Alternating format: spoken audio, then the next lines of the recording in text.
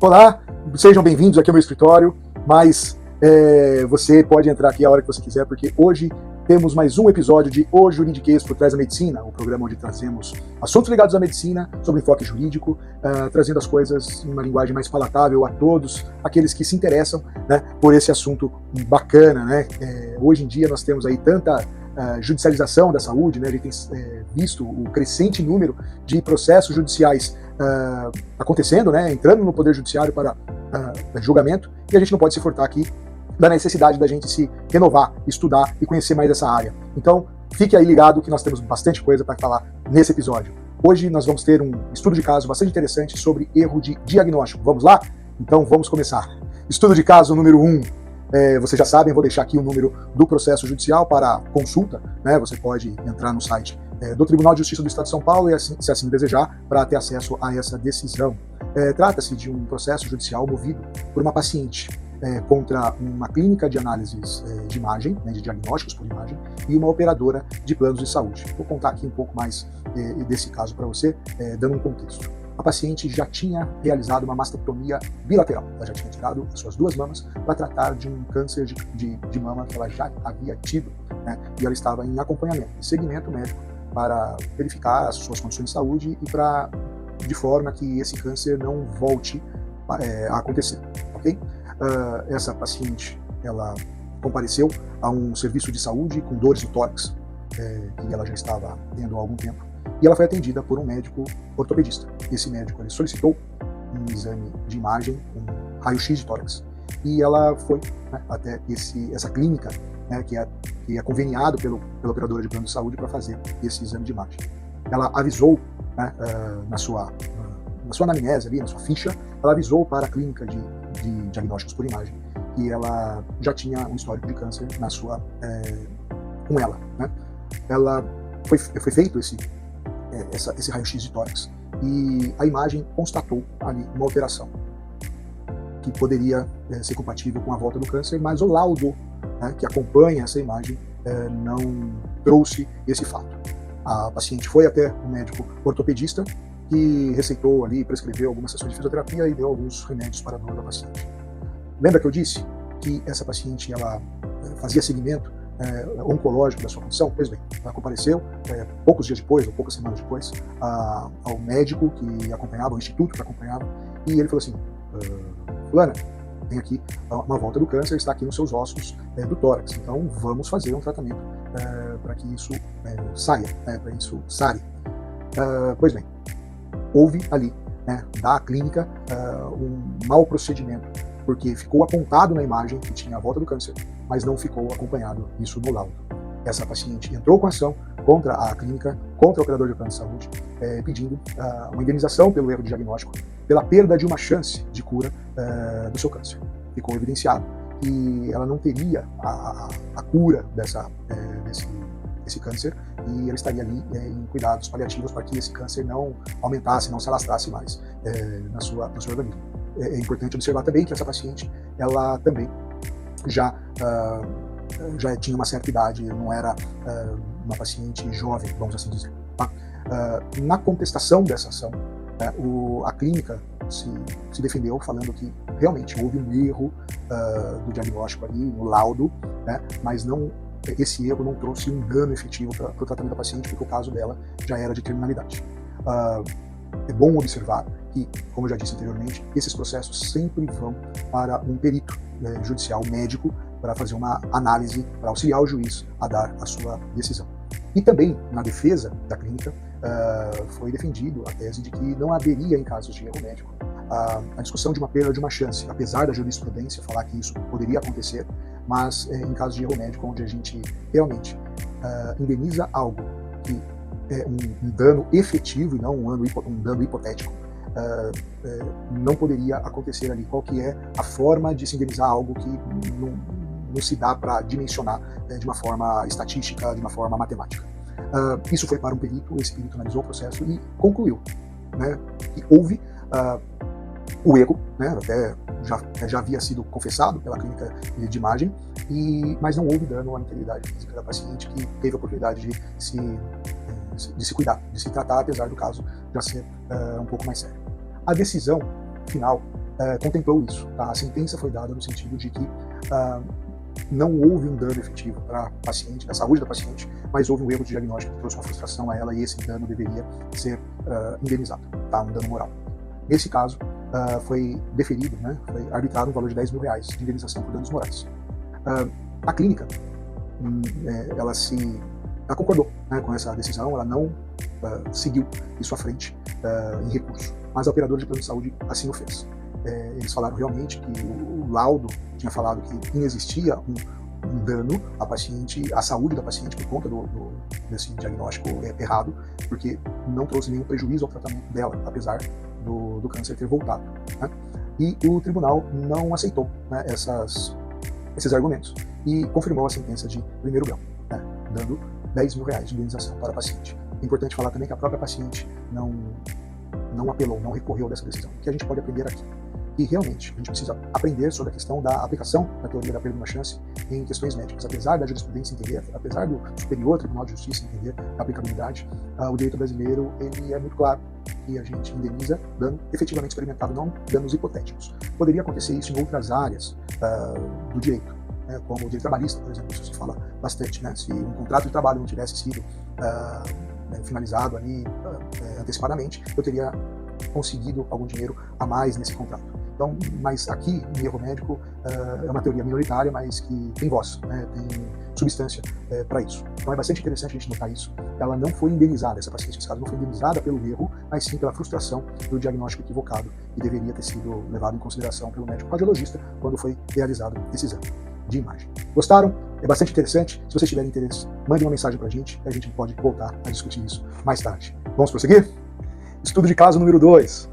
Nesse caso, nós também temos um exame de imagem que pode ter passado uma impressão de erro para o paciente e que, nesse caso, não gerou uma indenização para o paciente. Então, é bastante interessante a gente notar essa questão para que você, que é médico e trabalha em clínicas de imagem, entenda como que funciona as coisas no judiciário. Se trata de uma paciente que estava grávida e procurou um médico para fazer o seu pré-natal. Nesse pré-natal, nós temos ali a solicitação de exames morfológicos de ultrassonografia a cada 3 meses para verificar a saúde do bebê dentro do ventre materno. Num desses exames, salvo engano, o de primeiro trimestre, o médico, geralmente ele não se fala categoricamente, né, mas o médico acabou falando, olha, me parece aqui que é uma menina. Mas isso foi explicado de uma forma ali muito frágil para a paciente, mas não se constou no laudo que a genitália era compatível com a feminina, né? Ficou ali algo bem abstrato e ali a gente consegue verificar que não foi afirmado categoricamente para a paciente. Okay? Nesse caso, a paciente foi lá, fez aquele chá revelação, falou para todas as amigas, comprou todo o enxoval, né? Falando que seria uma menina, mas no momento do nascimento se constatou que era um menino. E ali a gente teve ali claramente um constrangimento de todo mundo, porque se esperava uma menina. Pois bem, depois disso foi judicializado esse caso, né? O marido entrou com uma ação falando que sofreu brincadeiras e anedotas, e sofreu piadas por conta dessa condição, que ele tinha falado para todo mundo que era uma menina, mas veio um menino.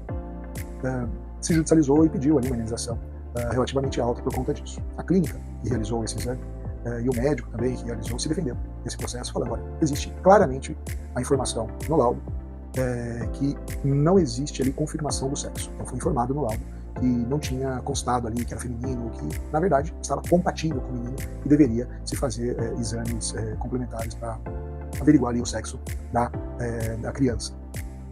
E foi trazido, né, diversos julgados de todo o Brasil, né, jurisprudência de todos os tribunais, falando que, nesse caso, onde existe uma interpretação humana do próprio médico ao analisar as imagens, existe ali uma questão de erro, e esse erro precisa ser levado em consideração, essa margem estatística de erro precisa ser levada em consideração, ou seja, a gente tem exames outros para verificar qual que é o sexo fetal, e não é a ultrassonografia morfológica.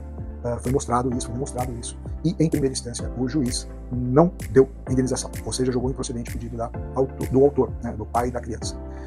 O pai da criança recorreu dessa decisão ao Tribunal de Justiça do Estado de São Paulo. Você pode verificar a decisão por si só, por vocês mesmos, e a decisão foi confirmada pelo tribunal, ou seja, não existe dano moral onde existe um exame que tem um desvio estatístico alto. Nesse caso, o juiz de segunda instância confirmou a decisão e não concedeu indenização ao paciente. O que a gente precisa entender é quando existem exames mais uma acuracidade maior, esse exame precisa ser realizado para se ter certeza, né, do sexo fetal. Esse exame seria o de sexagem fetal, que sinaliza o sangue do paciente. Nesse caso, então, a paciente não conseguiu a indenização, o autor da ação não conseguiu a indenização, e isso nos traz esse entendimento jurisprudencial, onde não há como se ter certeza em determinadas situações, onde tem que ter uma percepção humana, uma interpretação humana dessas imagens. A indenização não é cabível. Entenderam? Gostaram? Então vamos continuar com as próximas discussões. Bomba! Processos que discutem erro médico no Brasil crescem 506% em um ano aqui no Brasil.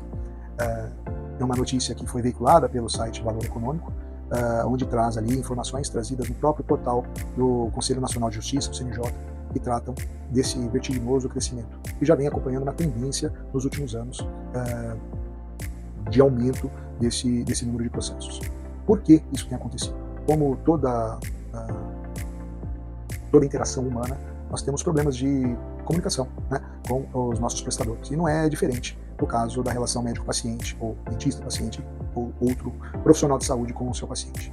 A gente tem ali problemas de comunicação que podem ser simplesmente um erro no procedimento científico, né, dessa pessoa, desse profissional, como também pode ser ali problemas informacionais, né, uma questão onde o médico, por exemplo, por algum motivo acaba não passando toda a informação necessária para o paciente, para os seus cuidados de saúde. É importante a gente notar que existem erros médicos todos os dias e praticados por todos os médicos, todos os profissionais de saúde. Por quê? Porque, primeiro, o conhecimento em saúde aumenta muito rápido. A gente tem ali uma questão de que, provavelmente, o conhecimento médico na área de saúde vai triplicar em 50 dias. A cada 50 dias, todo o conhecimento de saúde triplica, ou seja, ninguém consegue acompanhar tão rapidamente ali os avanços da ciência. Por outro lado, o imediatismo, né? A gente precisa atender pacientes muito rapidamente, nós precisamos dar conta do trabalho, até para que se consiga a contrapartida financeira necessária para a vida, né? Para o sustento próprio desses profissionais, acaba passando ali alguma coisa a desejar. Por outro lado, também nós temos o próprio sistema de saúde do Brasil, né? Precarizado, que não ajuda muito nessa questão da rapidez e de dar o melhor tratamento para o paciente possível. Então, nesse contexto onde estamos aqui, o número desses processos aumentaram bastante. E também nós temos hoje uma consciência muito maior dos pacientes e também um número bastante expressivo de advogados que têm estudado bastante esse tipo de conduta, esse tipo de ação, e acaba instrumentalizando isso junto ao Poder Judiciário. Nós também temos acompanhado notícias do aumento de reclamações por ética médica nos conselhos de medicina, então essa é uma tendência que tem a crescer bastante. A Associação de Advogados do Estado de São Paulo já tem pesquisado bastante essa tendência também, então é bastante interessante que você, médico, tenha cuidado no seu procedimento e também conte sempre com profissionais que possam lhe ajudar a minorar qualquer tipo de problema judicial, ético, criminal que seja, sobre a sua prestação de serviços médicos, odontológicos e de outras profissões aos seus pacientes, ok? Prevenir é preciso. Dica cultural. Aqui nessa sessão a gente sempre fala de seriados, de filmes, de material literário que trata das questões ligadas à medicina como entretenimento, de uma forma que a gente possa pensar e meditar sobre alguns temas importantes. E nessa semana eu queria trazer para vocês sobre o seriado que está no Netflix, que é o Vinagre de Maçã. Se trata de uma pessoa que fala que se curou do câncer, um câncer importante no cérebro, somente com uma boa alimentação e cuidados positivos com a sua saúde.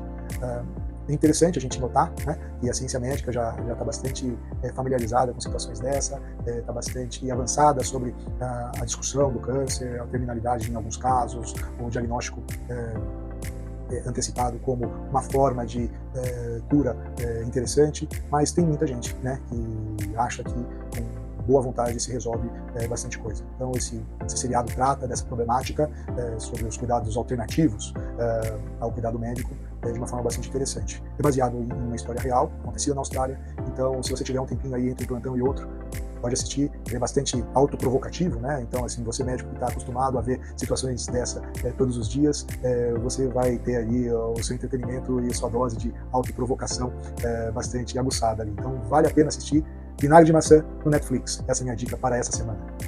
E chegamos mais um final de O Juridiquês por Trás da Medicina. Se você tem alguma sugestão, alguma coisa para falar, entre em contato comigo nas minhas redes sociais, aí Dalvo Matos está aqui em cima para você poder me procurar. Eu fico por aqui e na semana que vem nós temos mais discussões sobre questões ligadas à medicina, sobre enfoque jurídico. Até mais!